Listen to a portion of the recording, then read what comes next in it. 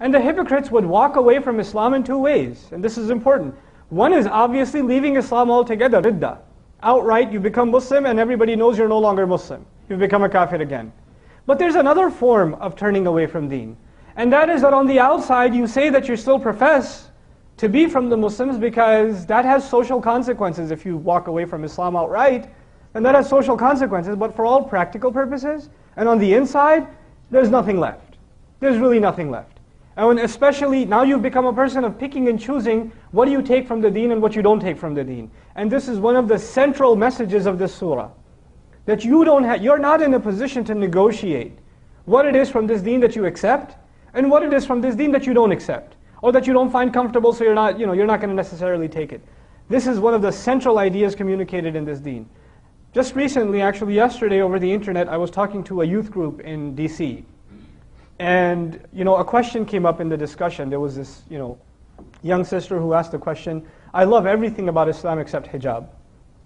And it seems like hijab is there to protect men from looking at us. So, I don't really see the point in it.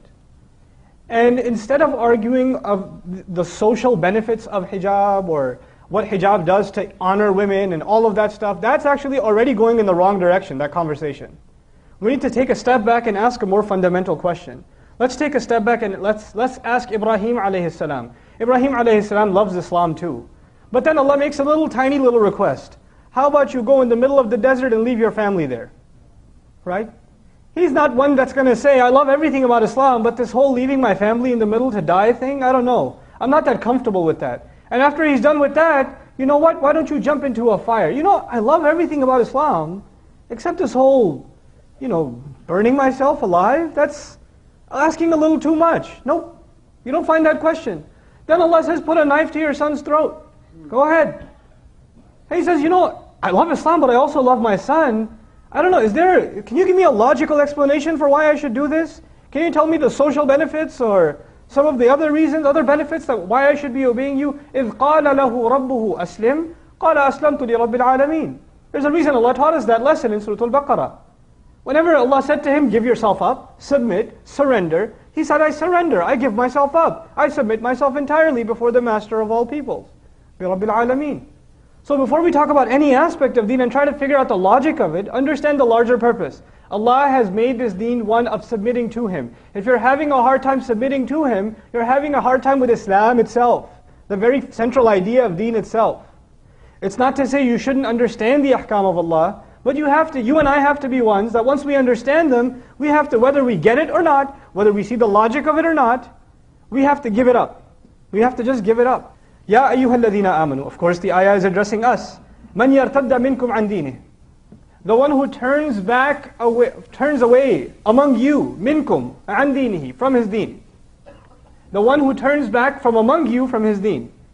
Allah didn't say all of us are turning back from our deen, a group from among us. And man is an interesting word in Arabic. It could refer to something plural, and it can also refer to something singular. So from a point of view of taqleel, it could be even if a single person is walking away from deen. They're walking away from the religion. And I've already mentioned to you this can happen in two ways. One, practically they denounce Islam altogether. And two, for all practical purposes, internally, in their heart of hearts, in their thoughts, they really don't submit to Allah. They don't really see the point of living by Allah's teachings. They don't see the point in that anymore. So for those practical purposes, they walked away from deen also, even if nobody else, human beings don't see it. We see a Muslim on the outside, we're supposed to say, Assalamu alaikum wa rahmatullah. We're not supposed to judge what's in their heart, but Allah can. Allah sees what's inside. So whoever of you has walked away, or does so, then what does Allah say? فَسَوْفَ, then soon. And sawfa is the Arabic word that implies very soon. It won't take very long for Allah to take immediate steps. And what are those steps? يَأْتِ اللَّهُ بِقَوْمٍ. Allah will bring about a nation. Allah will bring forward a nation. It's very interesting. The first part was, even if one of you walks away, and then Allah says, Allah will bring a whole nation around. In other words, you start thinking you're special? You think Allah needs you? You think you're a contributor to Islam that nobody else can be? That you are irreplaceable? Allah Azza wa Jalla essentially says, what to speak of you, I'll bring a nation instead of you. You're not an asset. Don't think of yourself as that high. Already we're being put in our place. And one of the central embedded teachings of this ayah is humility, that we understand our place. That in this deen, when we get the honor of saying La ilaha illallah, when we have the honor of saying Muhammadur Rasulullah sallallahu alayhi wasallam, then this is an honor and a gift given by Allah. And if you don't appreciate this gift, then who needs you? There's plenty of others that can appreciate it more than you and I.